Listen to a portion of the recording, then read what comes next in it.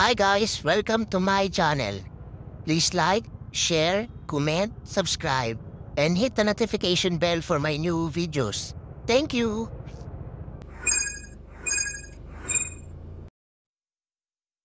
Hi guys, welcome to my channel. So ngayon guys, meron tayong parcel galing kay TikTok Shop at ang sender natin ay si Unilab. Hindi totoo yan. So titignan natin guys kung legit si seller or hindi. First time ko umorder dito guys kay Unilab guys. Hindi, wow.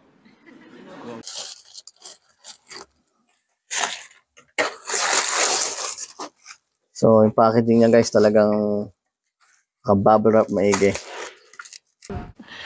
Sana all.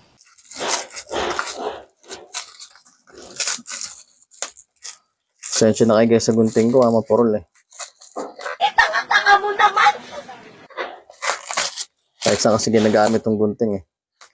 Mapapapel, dahon or tela. All around siya guys kaya napupurol.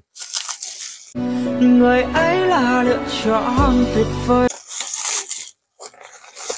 So ito na guys. So legit si seller guys, meron siyang pa-free na Integra.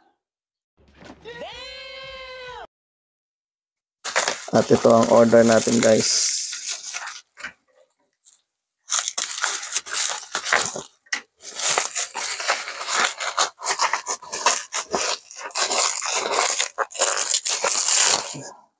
Celine Gamis.